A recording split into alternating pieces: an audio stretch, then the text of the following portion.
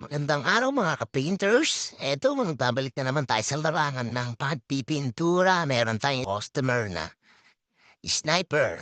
155 color blue, tapos yan yung inner flarings niya. Yan, tapos eto yung mountain bike na pipinturahan natin is plus color. Yan ang kanyang pinidor. Tapos ito, airbrush na si Bayaw. Airbrush na siya. Tapos top coat na mamaya. Isa na namang customer ang ngiti at uuwi ng masaya. Yan, tapos meron dumating sa atin na parcel. Unboxing na naman tayo.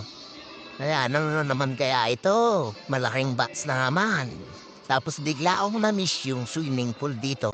Yan, pupuntahan natin guys. Ang init kasi parang ang sarap maligo. Yan, napakalalim nito. Parang gusto kong